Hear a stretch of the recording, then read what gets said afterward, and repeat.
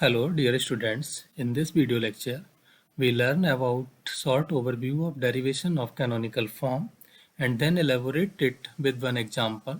So let's start.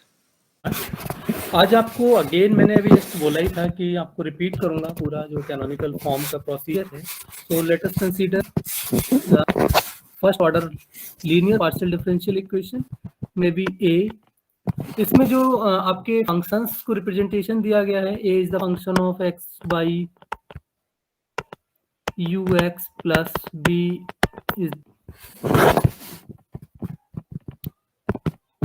is the function of x by u y plus c is the function of x y, u equals to d is the function of x y. Next अब मैं यहाँ पर ये functions mention नहीं करूंगा, इसको मैंने मान लिया suppose this is the equation number 1. Canonical form में हमें करना क्या है, बेसिकली इस इक्वेशन को हम कन्वर्ट करना चाहते हैं in a particular form which can be easily integrable. और जिसको मैंने कल आपको यहाँ पर नोटिस किया ही है कि हम एक सिंगल वेरिएबल के टर्म्स में इसका डिफरेंशिएशन रह जाए, कुछ इस तरह से रीअरेंज कर रहे हैं. तो इसके लिए कुछ ना कुछ आपको एडॉप्टेशन की जरूरत होगी. उसके लिए हमने मान लिया कि suppose consider a transformation xi equals to xi x comma y and eta equals to eta x comma y. ये आपने दो वेरिएबल्स ले लिए. जैसे आपके पास ये जो प्रॉब्लम थी u, आपके पास u गिवन था आपको, u is the function of two variable x and y. तो जितने इंडिपेंडेंट हैं उतने ही हम यहाँ पर ट्रांसफॉर्मेशन वेरिएबल्स कंसीडर कर रहे हैं. अगर ये 3 की प्रॉब्लम होती देन हम यहाँ पर 3 वेरिएबल्स कंसीडर करेंगे. ठीक है. और इसके बाद बेसिकली आपको जो गिवन इक्वेशन है इन न्यू ट्रांसफॉर्म वेरिएबल्स के टर्म्स में एक्सप्रेस करने की आपका टास्क है. तो अब आपको कई बार ऐसा होगा कि भाई यहाँ पर आपके पास ए बी सी जो कोफिशिएंट्स आपने रखे हैं which is the function of X and Y, तो ये यहाँ पर आपके ओल्ड वेरिएबल भी प्रेजेंट होंगे. इनको आप यूज करने के लिए, इनको आप न्यू ट्रांसफॉर्म वेरिएबल के अंदर यूज करने के लिए आपको यहाँ से जो जाई और ईटा है इनकी value in terms of X and Y चाहिए. अब अगर आपने वन वे ट्रांसफॉर्मेशन लिया, सिंपली आप एक फंक्शन लेते हैं f, वो किसी सेट a टू b पर आपका डिफाइंड होता है. लेकिन अगर आपको b से a पर कुछ डिफाइन करना हो तो उसके लिए आपको इनवर्स फंक्शन की जरूरत पड़ती है. सो अब इनवर्स फंक्शन आपको कब मिलता है, उसकी अपनी कुछ कंडीशंस होती हैं. फंक्शंस में आपने ऑलरेडी ये सब स्टडी किया है. सो सेम हम यहाँ पर ट्रांसफॉर्मेशंस में भी, transformation is also a particular type of function. तो यहाँ पर भी आपके पास कंडीशन है, ये टू वेरिएबल का ट्रांसफॉर्मेशन है तो ऑर्डिनरी फंक्शंस की तरह हम इसको यूज नहीं कर सकते. सो यहाँ पर आप इसके बाद एक कंडीशन डिफाइन करते हैं which is known as the Jacobian of this xi and eta with respect to x and Y. So मैं इसको पूरे डिटेल्स में इस बार लिख दे रहा हूँ, Jacobian of xi eta with respect to X Y which is written as xi X xi Y eta X eta Y. अब ये जो ट्रांसफॉर्मेशन है, ये ट्रांसफॉर्मेशन इन्वर्टिबल हो, इसके लिए आपके पास कंडीशन है कि Jacobian should be non zero. अगर ये जैकोबियन आपकी नॉन जीरो नहीं हुई तो आप जो ट्रांसफॉर्मेशन का इनवर्स ऑब्टेन कर रहे हैं इस फंक्शन ए टू बी, जो आपके पास बाइजेक्टिव कंडीशन होती थी, आप इसको सिंपल वर्ड्स में भी कह सकते हैं कि इस ट्रांसफॉर्मेशन के लिए this Jacobian works as a bijective condition.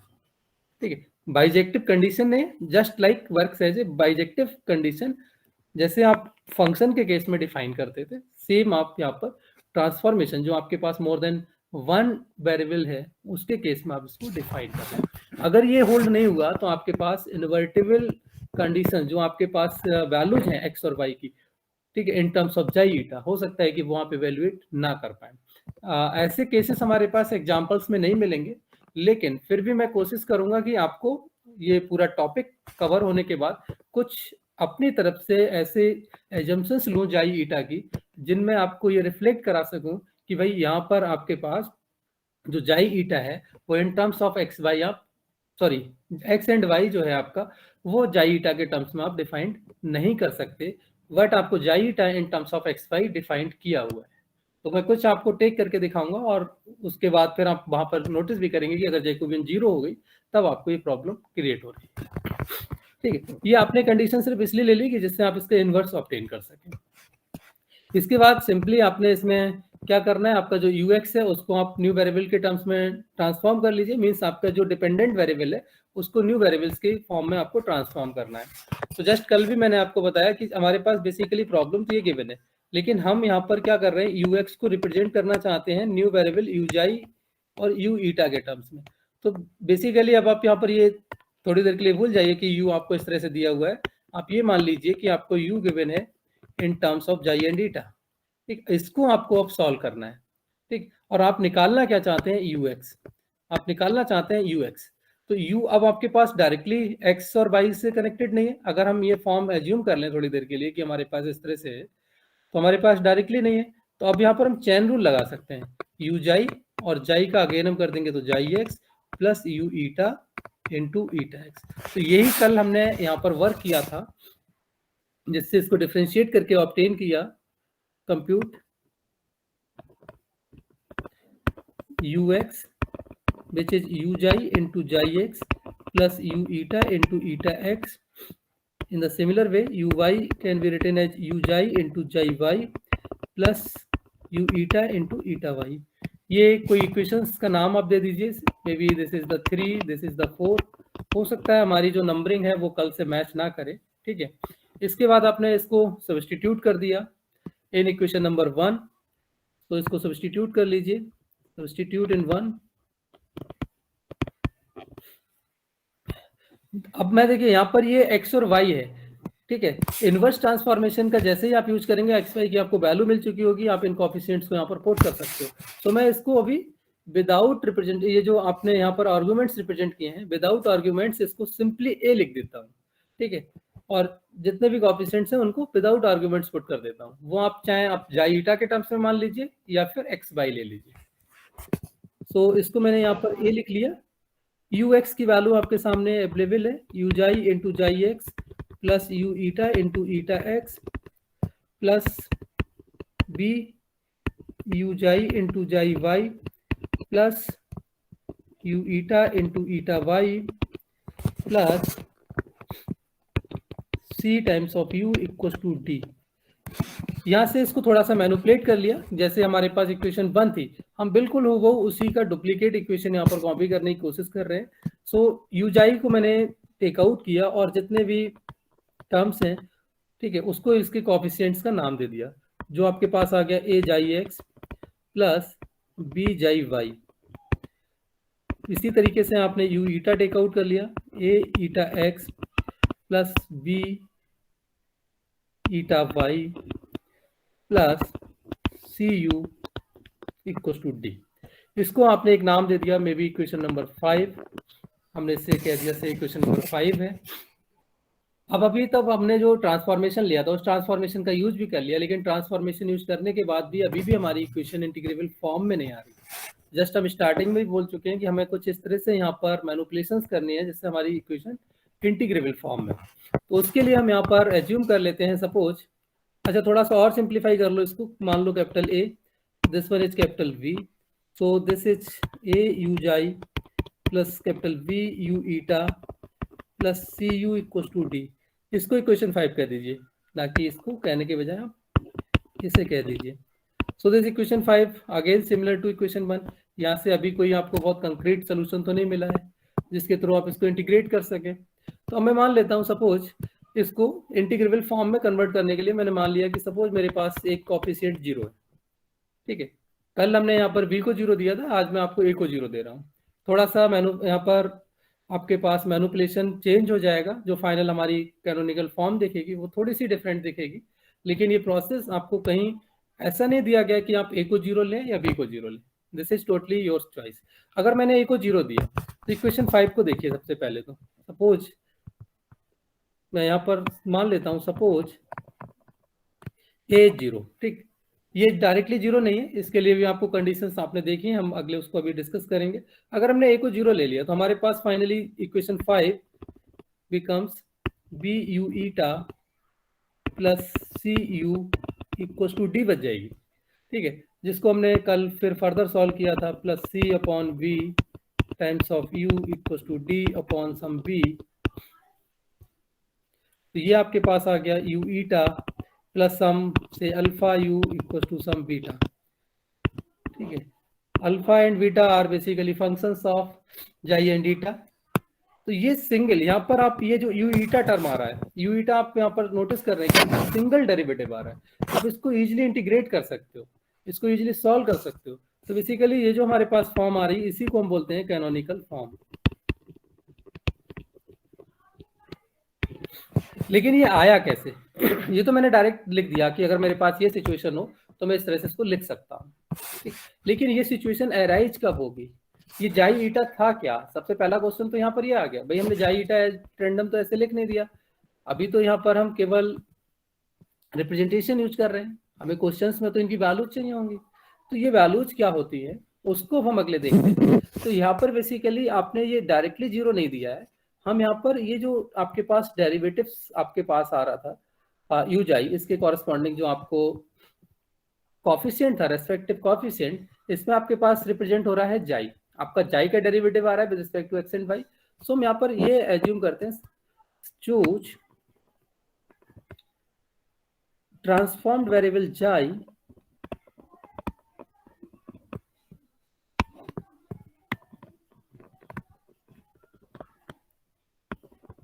Such that, अब मैंने ये लिया है ए जाई एक्स प्लस वी जाई वाई इज जीरो। मैं इस वेरिएबल को इस तरह से चूज करता हूं कि जिससे ये क्वांटिटी मेरी जीरो हो, यानी ये वेरिएबल मैं यहाँ पर डिसाइड कर रहा हूं कि मेरे पास इस टाइप का ही होना चाहिए। अगर इस टाइप से वेरिएबल नहीं होगा तो मैं इसको अगले प्रोसीड नहीं कर सकता, ठीक है। इससे मुझे कुछ हेल्प मिलेगी, वो हेल्प क्या है? जाई एक्स अपॉन जाई वाई या जाई वाई अपॉन जाई एक्स, जो भी आप इसको डिफाइन करना चाहें आप डिफाइन कर सकते हैं। जाई एक्स अपॉन जाई वाई, और राइट में आप लिख सकते हैं माइनस बी अपॉन ए। इसको एक इक्वेशन मान लो आप, ठीक है। मैंने मान लिया 6, ठीक। अब थोड़ा सा वर्क हम जो ऑलरेडी अभी तक हमने कैरेक्टरिस्टिक इक्वेशंस के थ्रू किया है उसका हम एप्लीकेशन कर लेते हैं, ठीक है। सो इसमें हमने कैरेक्टरिस्टिक्स का अगर वर्क करने की कोशिश करें तो हमारे पास जो कैरेक्टरिस्टिक कर्व था वो d x upon a equal to d Y upon v type से समथिंग आ रहा था कुछ, ठीक है।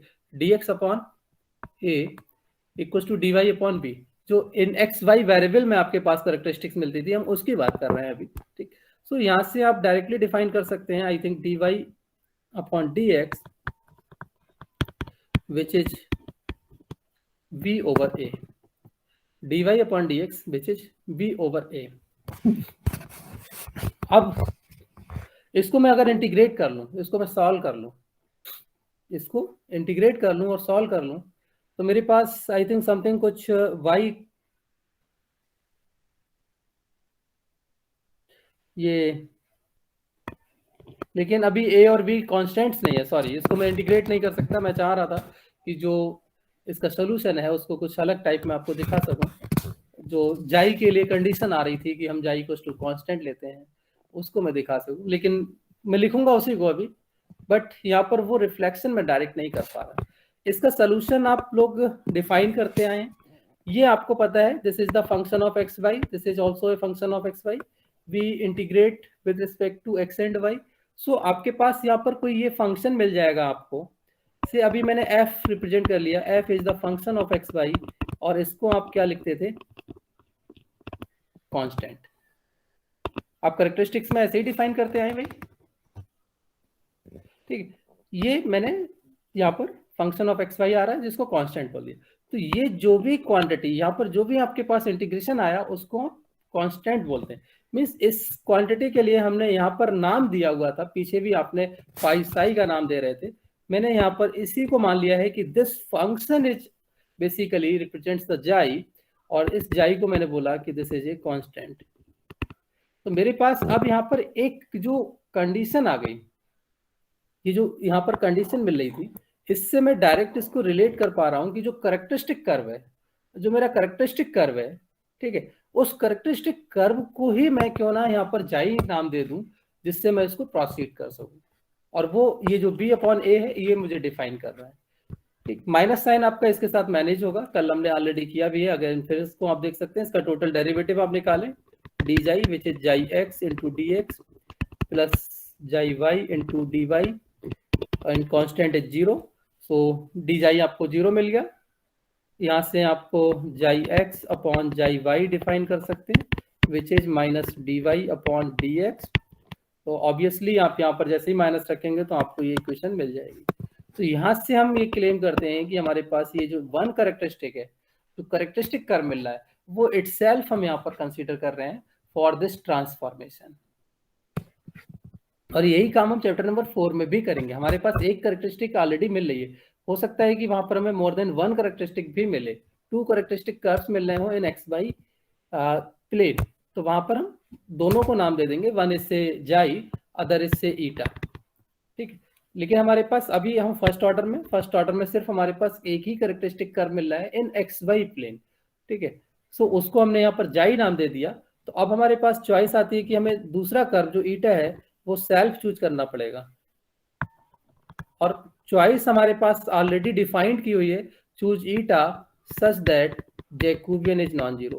तो ये कंडीशन आपको पहले से ही स्पेसिफाई की गई है, इसको आप वायलेट नहीं करा सकते। ईटा आपको हमेशा नॉन जीरो जैकोबियन के अकॉर्डिंग चूज करना है। तो एक आप यहाँ पर अपने हिसाब से नहीं लेते, एक आपको प्रॉब्लम आपकी स्पेसिफाई करती है, एक आप चूज करते हैं, ठीक है। और उसके बाद आप इसमें जो यहाँ पर ux है uy है, इनको ऑब्टेन करते हैं इन terms of new transformed variable xi and theta, और वो आपको कैनोनिकल फॉर्म देता है जस्ट लाइक दिस वन। तो ये आपका कैनोनिकल फॉर्म का एक कन्वर्जन प्रोसेस है। बाकी वहां पर मैंने कंडीशंस बताई कि a and b non zero होने चाहिए, नॉन जीरो अगर नहीं होंगे तो वहां पर क्या प्रॉब्लम आएगी, वो सारी चीजें आप लोगों ने आई होप देख लिया होगा। अगर नहीं देखा है, किसी को कोई डाउट है तो आप लोग पूछ सकते हो। अभी जो चीजें मैंने आपको एक्सप्लेन की हैं ये आपको क्लियर है, क्योंकि कल काफी फास्ट मैंने आपको बता दिया। अभी मैं क्वेश्चन भी आपको पूरा डिटेल्स में एक सॉल्व और कराऊंगा। अभी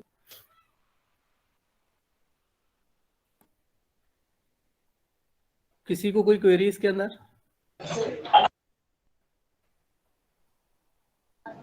सर आप एक एग्जांपल करवा दो पहले, एग्जांपल मैं अभी आपको सॉल्व कर रहा हूँ बच्चे। ये अब इसके एक्चुअली एक्सरसाइज में क्वेश्चंस भी नहीं है, एग्जांपल भी बहुत ज्यादा नहीं दिए हैं, और इसके पीछे का रीजन मैंने ऑलरेडी अभी आपको बताया है कि हमारे पास इस पे पूरा बेस्ड चैप्टर है। तो उस चैप्टर की वजह से यहाँ पर इन्होंने सिर्फ इंट्रोडक्शन दिया है। तो एक क्वेश्चन है क्वेश्चन नंबर 30, जिसमें आपसे बोला गया है reduce each of the following equations into canonical form and find the general solution. तो उसी में से मैं एक क्वेश्चन आपको करा दे रहा हूँ, एक सिंपल क्वेश्चन अगेन फिर से यहाँ पर मैं पिकअप कर ले रहा हूँ। मे बी क्वेश्चन नंबर 30 है, उसी के पार्ट्स हैं। तो 30 से मैंने एक पार्ट यहाँ पर पिकअप कर ले रहा हूँ, क्वेश्चन नंबर 30, एंड से टेक बी पार्ट। इसकी इक्वेशन आपको दे रखी है ux plus x U by ux plus x you Y equal to Y. इसका आपको कैनोनिकल फॉर्म ऑब्टेन करना है एंड देन जनरल सॉल्यूशन। अच्छा, एक चीज और यहाँ पर इंपॉर्टेंट पॉइंट ये है कि आपको हो सकता है कई बार कॉची डेटा भी आपको दे दिया जाए, आप उसके साथ भी सॉल्व कर सकते हैं। तो कॉची डेटा आपको दिया जाएगा, वो मैं अगले आपको स्पेसिफाई करूंगा कि अगर कॉची डेटा आपको दिया जाता है तो आप कैसे कैनोनिकल से भी अगले उसको प्रोसीड कर सकते हैं, ठीक है। सबसे पहले हमें जनरल सोल्यूशन निकालना होगा केवल, और उसके बाद हम कॉची डेटा को अगले देखते हैं कि अगर हमारे पास कहीं कॉची डेटा आता है तो उसे कैसे हैंडल करना होगा, ठीक। सबसे पहले हमें इसको कैनोनिकल फॉर्म में कन्वर्ट करना है। कैनोनिकल फॉर्म में कन्वर्ट करने के लिए एक एक स्टेप बाय स्टेप में यहाँ पर अगेन सारी चीजें नोट करने की कोशिश कर रहा हूँ। सबसे पहले आपको जरूरत पड़ती है ट्रांसफॉर्म वेरिएबल्स की, ठीक है। जैसा अभी मैंने ऊपर नोट डाउन किया, सेम उसी स्टेप्स में हम अगले बढ़ेंगे। ट्रांसफॉर्म्ड वेरिएबल्स आपको सबसे पहले चाहिए, जिसमें अभी जस्ट मैंने आपको बताया कि वन वेरिएबल आपको कैरेक्टरिस्टिक्स डिफाइन कर देती है। तो मैं यहाँ पर कैरेक्टरिस्टिक इक्वेशन नोट डाउन करता हूँ। लिखिए द कैरेक्टरिस्टिक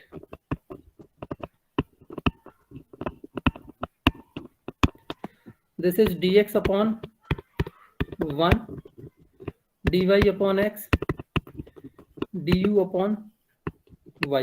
आपको मैंने बताया कैरेक्टरिस्टिक इक्वेशन आपके पास ये डिफरेंशियल इक्वेशन होती है बेसिकली, कैरेक्टरिस्टिक डिफरेंशियल इक्वेशन। यहाँ से कैरेक्टरिस्टिक कर्व आपको लिखना है, ठीक है। तो आप इसको कैरेक्टरिस्टिक डिफरेंशियल इक्वेशन कहें या कैरेक्टरिस्टिक इक्वेशन कहें तो दोनों वर्ड यहाँ पर चल जाते हैं, दिक्कत नहीं। लेकिन जब आप इसको इंटीग्रेट करके सॉल्व करते हैं तब आपको कैरेक्टरिस्टिक कर्व मिल रहे होते हैं, ठीक है। तो ये दोनों में ध्यान रहे कि कैरेक्टरिस्टिक सिंगल एक वर्ड यूज किया जाता है तो थोड़ा सा कंफ्यूजिंग रहता है, हालांकि आपके कई राइटर कैरेक्टरिस्टिक ही केवल यूज करते हैं और कैरेक्टरिस्टिक इक्वेशन 2 वर्ड यूज करते हैं। तो कैरेक्टरिस्टिक का मतलब कैरेक्टरिस्टिक कर्व, कैरेक्टरिस्टिक इक्वेशन का मतलब डिफरेंशियल इक्वेशन। अगर हम इसको पूरा स्पेसिफाई कर देते हैं देन नो प्रॉब्लम, आपको फिर वहां पर कोई कंफ्यूजन ही नहीं रहेगा। सो कैरेक्टरिस्टिक कर्व हम केवल यहाँ पर जो टेक कर रहे हैं वो XY प्लेन के अंदर जो हमारे पास कर्व आ रहा है उसको हम यहाँ पर कैरेक्टरिस्टिक कर्व ट्रांसफॉर्मेशन के लिए कंसीडर करते हैं, क्योंकि हम यहाँ पर u वाला टर्म कंसीडर नहीं कर सकते क्योंकि u को हमें फाइंड आउट करना है। सो जो आपने ट्रांसफॉर्मेशन जिस तरह से एज्यूम किया था उसी तरीके से हम केवल यहाँ पर उसी पर्टिकुलर कर्व को कंसीडर कर सकते हैं जो XY प्लेन के अंदर आ रहा है। सो आपके XY प्लेन के अंदर taking first and second ratio,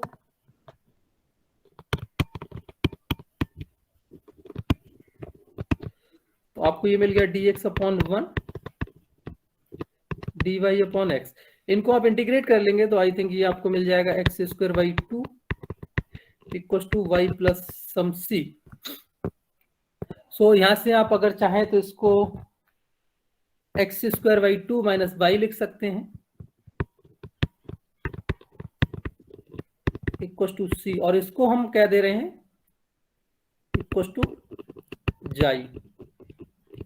मैंने जाई कहा है, कोई जरूरत नहीं है कि आप इसको जाई कहें, आप इसको ईटा कहिए, ठीक है, आपके चॉइस है। कहीं पर भी ये आपको क्लिक के नहीं दिया जा रहा है कि आपको जो भी कैरेक्टरिस्टिक कर्व डिफरेंशियल इक्वेशन से मिलेगा उसको आप जाई ही कहेंगे, ठीक है। आप ईटा कहिए, उसके बाद आप इसको प्रोसीड कीजिए। सिर्फ आपको कंडीशंस यहाँ पर सेटिस्फाई करानी है कि Jacobian should be non zero. ये आपको एक कर्व यहाँ पर मिल चुका है, एक ट्रांसफॉर्म्ड वेरिएबल आपको मिल चुका है, आपको सेकंड ट्रांसफॉर्म्ड वेरिएबल चूज करना है। तो now choose second transformed variable, या मैं यहाँ पर और नोट डाउन कर देता हूँ फर्स्ट ट्रांसफॉर्म्ड वेरिएबल। ऐसा आपको अगर लिखने की कहीं जरूरत नहीं है, आपको मैं सिर्फ एक्सप्लेन करने के लिए यहाँ पर मार्क कर रहा हूँ। फर्स्ट ट्रांसफॉर्म्ड वेरिएबल जाई, ठीक है, यहाँ पे मार्क कर दिया। अब मैं यहाँ पर चूज करता हूँ चूज सेकंड ट्रांसफॉर्म्ड वेरिएबल,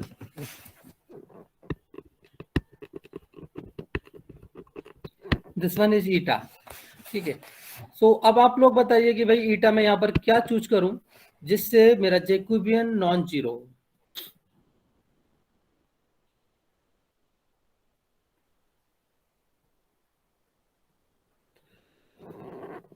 बताइए भाई। अच्छा एक काम करिए, ये भी छोड़िए, आप पहले जैकोबियन लिख लीजिए। यहाँ पर आप इसको मैंने ब्लैंक छोड़ दिया है, provided j is non-zero and what is definition of j, ठीक है। सो आप j की डेफिनेशन लगा सकते हैं which is जाई x जाई y ईटा x ईटा y। अभी आपके पास यहाँ पर ईटा वाले टर्म्स नहीं है, कोई बात नहीं, आप जाई x जाई y तो पुट कर सकते हो ना, अब जाई x जाई y पुट कर दीजिए। सो आई थिंक जाई x आपके पास आ गया x, जाई y आपके पास आ गया -1, ठीक है। अब यहाँ पर आप कुछ इस तरह से रखिए जिससे कि आपका ये जैकोबियन है वो नॉन जीरो हो।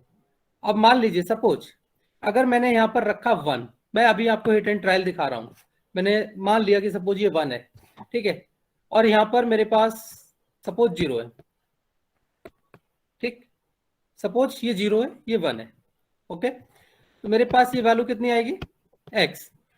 अब आपकी डिफरेंशियल इक्वेशन में कहीं पर भी आपने डोमेन डिफाइन नहीं किया है, आपने डिफरेंशियल इक्वेशन में कहीं पर भी डोमेन का जिक्र नहीं किया है। It means the domain of this differential equation is whole of R2 and this whole of R2 consists several points at which x is 0। भाई ये पूरी की पूरी एक्सिस है जहां पर x की वैल्यू 0 है, तो आपका ये जैकोबियन तो भाई बाई एक्सिस पर तो 0 हो जाएगा। मीन्स आप इस तरह की कोई भी कंडीशन चूज मत करिए कि जिसमें आपके पास इस तरह का कोई रिजल्ट आए, अदरवाइज आप इस पर्टिकुलर जो आपके पास सेगमेंट आ रहा है ऑफ योर डोमेन, इस पर आप फेल हो जाएंगे। आप यहां पर इसको कैनोनिकल फॉर्म में करेक्टली कन्वर्ट नहीं कर पाएंगे। तो हम यहाँ पर कुछ ऐसा चूज करते हैं कि हमारे पास कोशिश हमेशा ये रहनी चाहिए कि किसी भी पॉइंट पर आपका जो भी डोमेन है, उस डोमेन के किसी भी पॉइंट पर आपका जैकोबियन 0 ना हो। अब मान लीजिए मैं इसको उल्टा कर लूं, मैंने यहाँ पर 1 रख लिया, यहाँ पर 0 कर लिया, then what is the value?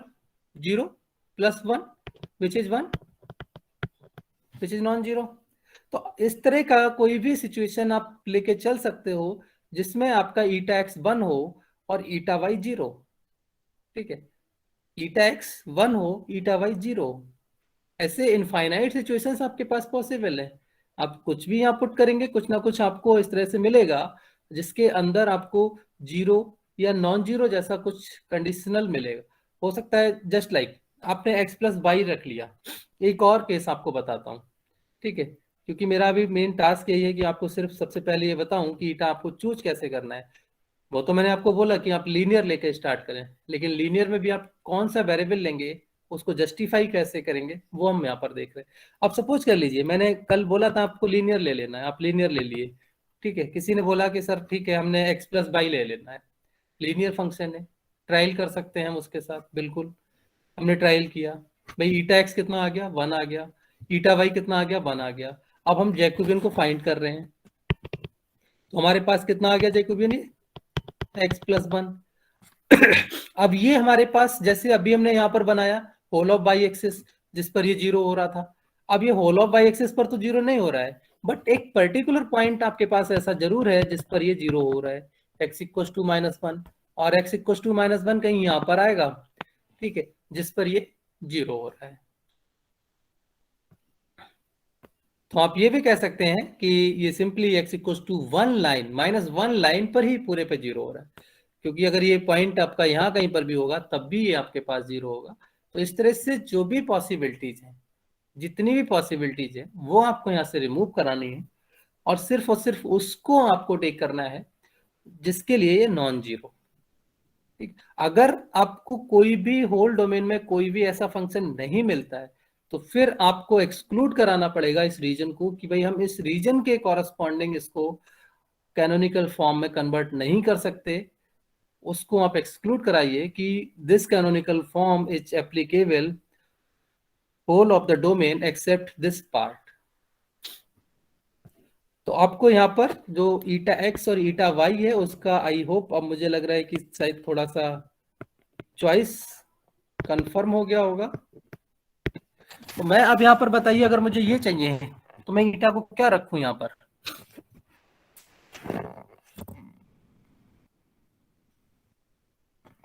बताइए क्या भाई। कह रहे हो सर आप, क्या चाहिए? मुझे एक्स ये स्क्वायर। कुछ इस तरह से चाहिए, जैकोबियन नॉन जीरो चाहिए। मींस अब जैकोबियन के लिए मैंने सिंपलेस्ट केसेस यहाँ पर लेके चल रहा था, तो मैं यहाँ पर एक्स रखूं, वाई रखूं, एक्स स्क्वायर रखूं, वाई स्क्वायर रखूं, क्या रखूं? Sir x. एक्स। मैंने एक्स रखा। अच्छा, मैंने कल आपको बोला आप लीनियर से स्टार्ट करिए और उसके अगले भी आप बढ़ के जा सकते हो। अच्छा, किसी के दिमाग में ये भी आ सकता है कि हम यहाँ पर एक सी रख दें, चलो उसको भी देख लेते हैं। अगर हमने सी रखा तो सबसे पहली प्रॉब्लम क्या, एक रो जीरो है, डिटर्मिनेंट 0 हो जाएगी। तो कभी भी आप बाई मिस्टेकन भी किसी भी ट्रांसफॉर्म्ड वेरिएबल को कांस्टेंट स्टार्ट नहीं कर सकते, आपको हमेशा एक वेरिएबल ही स्टार्ट करना पड़ेगा, ठीक है। और दूसरा केस ये भी है कि आपको जो आपके जस्ट मैंने अभी पीछे बताया जहां पर जैकोबियन नॉन जीरो होने की कंडीशन, आपकी जो एक्स और वाई हैं इनको इन terms of xi and eta evaluate ही नहीं करा पाएंगे। अगर आप लोग चाहें तो खुद आप देख भी सकते हैं, ईटा इक्वल टू सी रखा है मैंने और जाई मेरे पास समथिंग ये है, तो क्या हम कुछ इन दोनों को ऐसे सॉल्व कर सकते हैं जिससे ये वाला सी हमारे पास अब नहीं है, हम इसको जाई कह रहे हैं क्योंकि इन सी को लेके कंफ्यूज मत हो जाना, इसलिए मैंने उसको इरेज कर दिया है। ये मेरे पास जाई है, ये ईटा है, इन दोनों को मुझे सॉल्व करना है और वहां से मुझे एक्स वाई की वैल्यू चाहिए। क्या आप यहां से आप एक्स और Y in terms of xi and eta evaluate कर सकते हैं separately?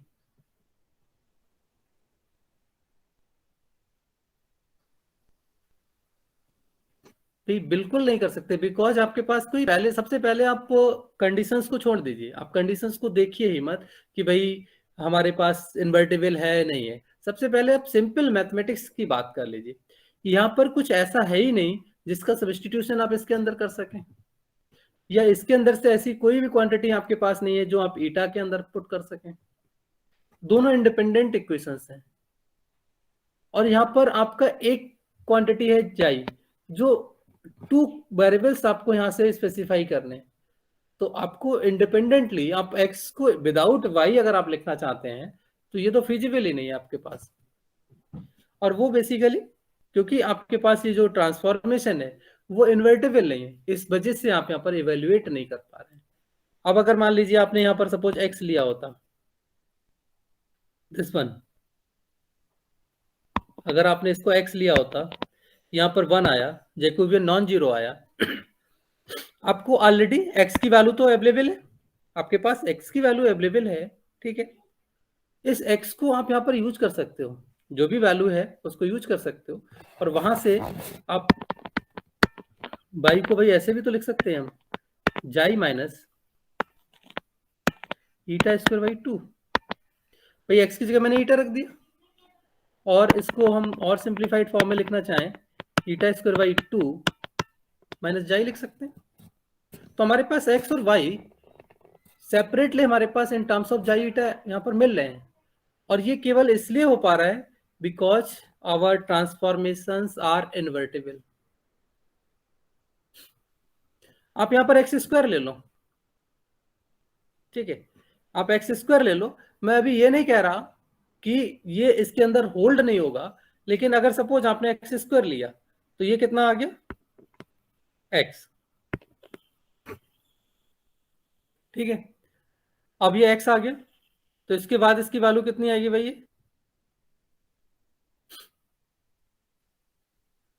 X. Simply sorry, this x square अगर आपने लिया होगा तो this is the 2x, okay sorry, this is the 2x। अब ये पर्टिकुलर कुछ पॉइंट है जहां पर ये जीरो हो रहा है, but whole of the domain के अंदर जीरो नहीं हो रहा है, ये होल ऑफ द डोमेन पे जीरो नहीं हो रहा है। तो आपके पास होल ऑफ द डोमेन पर अगर जीरो नहीं हो रहा है तो ये आपका कैनोनिकल फॉर्म कन्वर्ट भी करेगा, और ये ट्रांसफॉर्मेशन इन्वर्टिबल भी होगा, लेकिन उस सेगमेंट के अंदर इन्वर्टिबल होगा जिसके अंदर ये नॉन जीरो जैकोबियन प्रोड्यूस कर रहा है। अब अगर आप मान लीजिए ये भाई जीरो कहां पर हो रहा है, एक्स इक्वल टू जीरो पर हो रहा है, आप X equal to zero put कर दो, X equal to zero put कर दो, तो आपके पास ईटा इक्वल टू जीरो हो गया, ठीक है, यहां पर जीरो हो गया, तो आपको सिर्फ और सिर्फ एक वैल्यू रह गई वाई, लेकिन आपको चाहिए होंगे ट्रांसफॉर्मेशन के अंदर एक्स और वाई दोनों, ठीक है। अब अगर आप एक्स को नॉन जीरो लेते हैं तो फिर यहां पर ही आपकी जैकोबियन नॉन जीरो हो जाएगी, जैसे ही अगर आप एक्स को नॉन जीरो लेते हैं तो ऑटोमेटिकली जैकोबियन नॉन जीरो हो जाएगी, और जैसे ही आपने जैकोबियन नॉन जीरो ली, अब यहाँ पर आप डायरेक्ट ईटा पुट कर दो, तब भी आपके पास ये ट्रांसफॉर्म इन्वर्टिबल है। तो फाइनली कंक्लूजन इतना ही है केवल कि जब जब आपके पास जैकोबियन जीरो होगी उस पर्टिकुलर डोमेन के अंदर आपका ट्रांसफॉर्मेशन इन्वर्टिबल नहीं होगा। जहां पर भी जैकोबियन नॉन जीरो है उस पूरे के पूरे रीजन के लिए, उस डोमेन के लिए आपका जैकोबियन आपका ट्रांसफॉर्मेशन इन्वर्टिबल होगा। और जब इन्वर्टिबल है तो आप एक्स और वाई जो भी आपके ओल्ड वेरिएबल्स हैं उनको आप इन terms of new variable define कर सकते हो। सो फाइनली मैंने यहाँ पर केवल एक्स लिया है। अब इसके साथ हम प्रोसीड करते हैं, हमारे पास ट्रांसफॉर्म वेरिएबल्स मिल गए हैं। नेक्स्ट स्टेप आपका होता है now find U X and U Y. ये कितना होता है, U xi into xi X plus sorry U eta into eta X. आपके पास सारी वैल्यूज अवेलेबल हैं, आप पुट करिए। What is the xi X? Xi X I think 1, sorry not 1, X, xi X X आएगा यहाँ से, plus you eta, eta X आपका कितना आएगा? 1। अब आपको यू वाई निकालना है। यू वाई सेम इसी तरीके से, you xi into xi Y plus you eta into eta Y. इनको डिफाइन कर दीजिए, जो भी क्वांटिटीज आपके पास है। यू जाई, जाई के अंदर वाई है माइनस साइन के साथ, so this is the -1 plus you eta into eta y, no y term in eta, so this is 0। आपको ये कितना मिल गया? Minus of u xi. Substitute in given equation,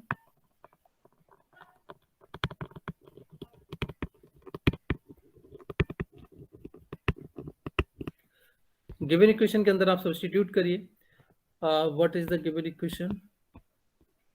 u x plus x you y, u x की value आपने अभी obtain की है just, this is u xi into x plus you eta plus x you y is minus u xi equal to Y.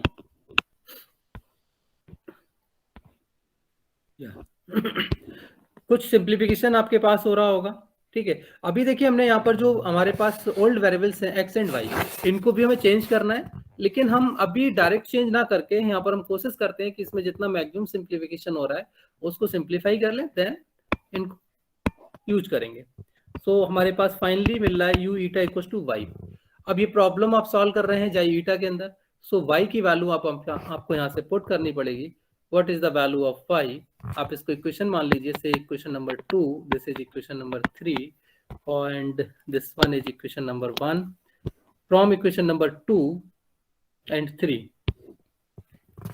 इसको आप 4 कह दीजिए, from equation 2 and 3 आपने x की जगह पर ईटा पुट कर दिया, so this is the eta square by 2 minus y equals to जाई, so y is eta square by 2 minus जाई। ये आपके पास आ गया। हेंस आपकी 4 कितनी हो जाएगी? U eta equals to eta square by 2 minus जाई।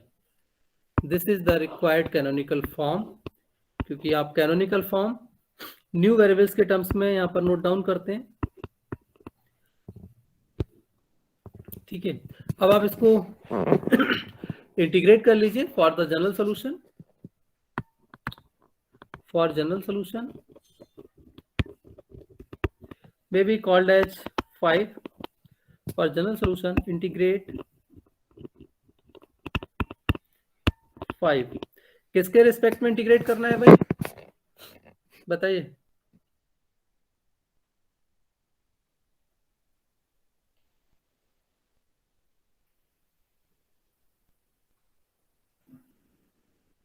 जल्दी से बोलिए भाई। इक्वेशन 5 किस वेरिएबल के रिस्पेक्ट में इंटीग्रेट करूं?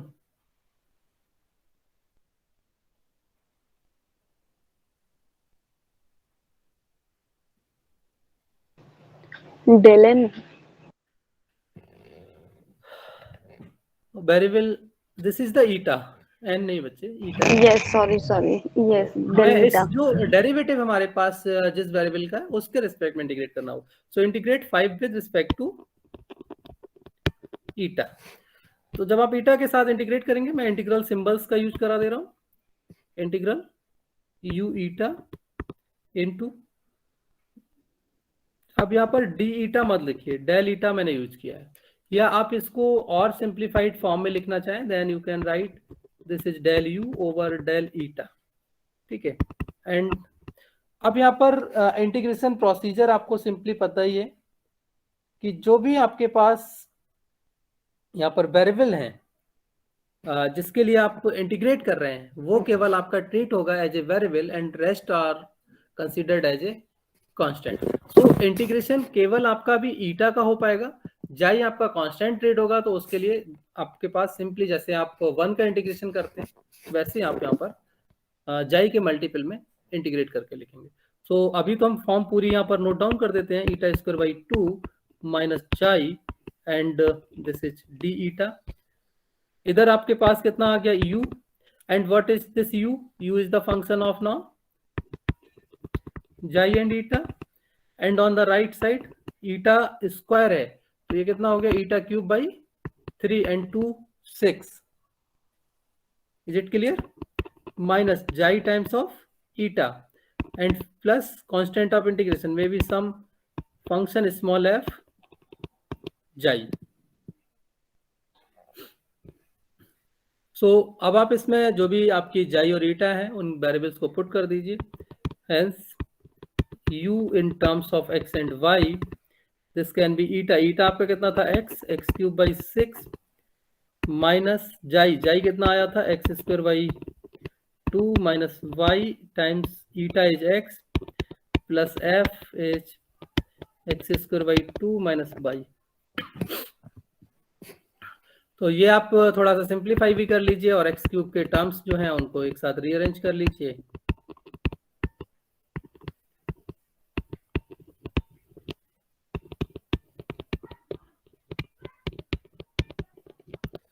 तो ये आपके पास जनरल सॉल्यूशन आपको मिल जाता है। This is the required general solution. Sir ये हमने कैनोनिकल फॉर्म से जनरल सॉल्यूशन निकाला है। जी हाँ,